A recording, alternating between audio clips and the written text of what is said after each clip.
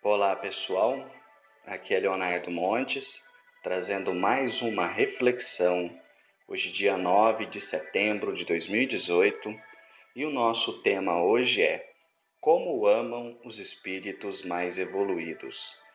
Se você quiser ouvir outras reflexões, acessa youtube.com/voz espiritualista e também o nosso blog vozespiritualista.blogspot.com. Muito bem, há pouco tempo eu gravei uma reflexão onde havia dito o seguinte: os espíritos superiores são aqueles mais altruístas e, portanto, menos egoístas. Os espíritos mais inferiores são menos altruístas e mais egoístas. E por isso resolvi trazer aqui hoje um pequeno caso que está no livro Nosso Lar e que nos mostra como um espírito mais evoluído, mesmo estando longe da perfeição, tem uma capacidade de amar que muitas vezes chega a nos chocar. Esse relato, eu não vou ler inteiro, vou ler apenas metade do capítulo, está lá no livro Nosso Lar, o Espírito André Luiz, através de Chico Xavier, no capítulo 46, Sacrifícios de Mulher. Mas antes, deixa eu fazer uma pequena introdução para você não ficar perdido na história. Quando o André Luiz chega até a colônia Nosso Lar, ele fica sabendo que sua mãe, ou seja, sua mãe terrena, estava numa esfera superior à dele. Isto é, ela era mais evoluída que ele. E de vez em quando ela vinha visitá-lo. Numa dessas conversas, ela deu ciência sobre o estado de seu pai. Seu pai já havia desencarnado e estava em péssimas condições no umbral. Ele havia mantido uma relação extraconjugal com duas mulheres, e essas mulheres pertenciam a um bando de obsessores e vampirizadores que, após a morte, começaram a assediá-lo. Mesmo já tendo desencarnado há muito tempo, ele não conseguia se livrar da influência desses espíritos e padecia sofrendo no umbral também por todas as maldades que cometeu durante a vida. Então, o relato que eu vou trazer aqui para vocês começa nesse contexto e vai deixar claro como que um espírito mais evoluído consegue amar de uma forma tão profunda. Vamos lá. Então, Nosso Lar, capítulo 46. À medida, porém, que se consolidava meu equilíbrio emocional, intensificavam-se-me a ansiedade de rever os meus. A saudade doía fundo. Em compensação, de longe em longe, era visitado por minha mãe, que nunca me abandonou à própria sorte, embora permanecesse em círculos mais altos. A última vez que nos avistáramos, ela me disse que tencionava cientificar-me de projetos novos. Aquela atitude maternal de suave conformação nos sofrimentos morais que lhe feriam a alma sensível comovera-me profundamente. Que novas resoluções teria tomado? Intrigado, esperei-lhe a visita, ansioso de conhecer-lhe os planos. Com efeito, nos primeiros dias de setembro de 1940, minha mãe veio às câmaras e, depois das saudações carinhosas, comunicou-me o propósito de voltar à Terra. Em tom afetuoso, explicou o projeto, mas surpreendido e discordando de semelhante decisão, protestei. Não concordo. Voltar a senhora à carne, por quê? Internar-se de novo no caminho escuro sem necessidade imediata? Mostrando nobre expressão de serenidade, minha mãe ponderou. Não consideras a angustiosa condição de teu pai, meu filho? Há muitos anos trabalho para reerguê-lo e meus esforços têm sido improfícuos. Laerte é hoje um cético de coração envenenado. Não poderia persistir em semelhante posição, sob pena de mergulhar em abismos mais fundos. Que fazer, André? Terias coragem de revê-la em tal situação, esquivando-te ao socorro justo? Não, respondi impressionado. Trabalharia por auxiliá-lo, mas a senhora poderá ajudá-lo mesmo daqui. Não duvido. No entanto, os espíritos que amam verdadeiramente não se limitam a estender as mãos de longe.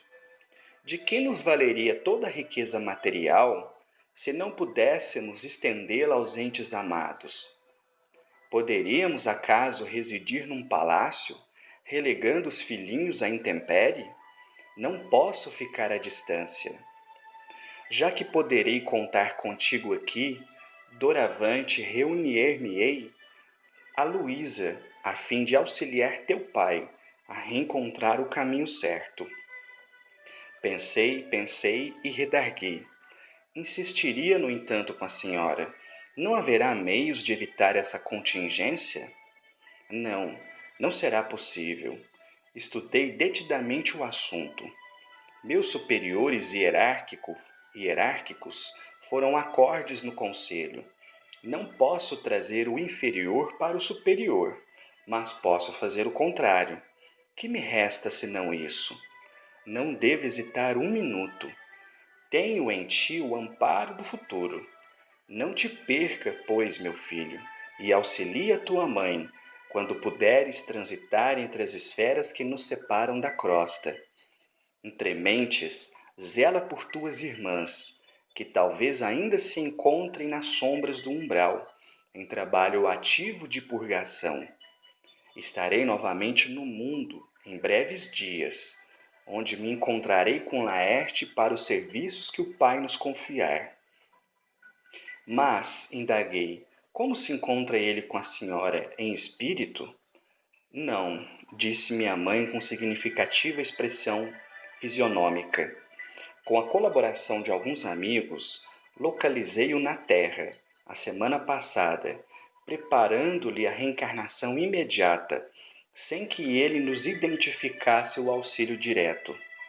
Quis fugir das mulheres que ainda o subjugam, talvez com razão, e aproveitamos essa disposição para jungi-lo à nova situação carnal.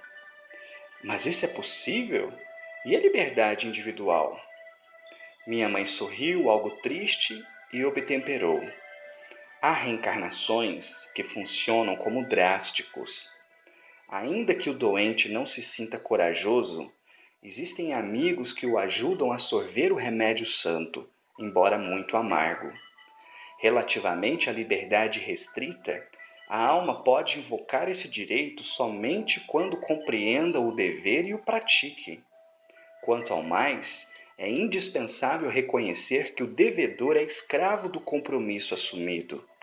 Deus criou o livre-arbítrio, nós criamos a fatalidade. É preciso quebrar, portanto, as algemas que fundimos para nós mesmos. Enquanto me perdia em graves pensamentos, continuou ela, retomando as anteriores observações. As infelizes irmãs que o perseguem, entretanto, não o abandonam. E não fosse a proteção divina por intermédio de nossos guardas espirituais, talvez lhe subtraíssem a oportunidade da nova reencarnação. Deus meu, exclamei, será então possível? Estamos à mercê do mal até esse ponto? Simples joguetes em mãos dos inimigos? Essas interrogações, meu filho, esclareceu minha genitora muito calma, devem parar em nossos corações e em nossos lábios antes de contrairmos qualquer débito e antes de transformarmos irmãos em adversários para o caminho. Não tomes empréstimos à maldade. E essas mulheres, indaguei, que será feito dessas infelizes? Minha mãe sorriu e respondeu, serão minhas filhas daqui a alguns anos. É preciso não esqueceres que irei ao mundo em auxílio de teu pai. Ninguém ajuda eficientemente intensificando as forças contrárias, como não se pode apagar na terra um incêndio com petróleo. É indispensável amar, André. Os que descreem perdem o rumo verdadeiro, peregrinando pelo deserto. Os que erram se desviam da estrada real, mergulhando no pântano. Teu pai é hoje um cético, e essas pobres irmãs suportam pesados fardos na lama da ignorância e da ilusão. Em futuro não distante, colocarei todos eles em meu regaço materno, realizando minha nova experiência. E olhos brilhantes e úmidos, como se estivesse a contemplar horizontes do porvir, rematou. E mais tarde, quem sabe, talvez regresse a nosso lar cercada de outros afetos sacrossantos, para uma nova festividade de alegria, amor e união. Identificando-lhe o espírito de renúncia, ajoelhei-me e beijei-lhe as mãos. Desde aquela hora, minha mãe não era apenas minha mãe, era muito mais do que isso. Era a mensageira do amparo, que sabia converter verdugos em filhos do coração, para que eles retomassem o caminho dos filhos de Deus. Muito bonito, não é? Está aí mais um motivo pelo qual frequentemente eu recomendo aqui no canal que as obras do Espírito André Luiz sejam lidas e estudadas a fundo, pois elas trazem um verdadeiro tesouro de riquezas espirituais. Qualquer pessoa, de qualquer crença, desde que tenha uma mínima ideia sobre o mundo espiritual, encontrará em toda a obra mediúnica de Chico Xavier, especialmente na de André Luiz, um verdadeiro tesouro espiritual para a sua alma. Muito bem. Em relação ao caso presente, vocês repararam como é diferente um amor de um espírito mais evoluído, que, embora ainda distante da perfeição, já aprendeu o que é o amor divino?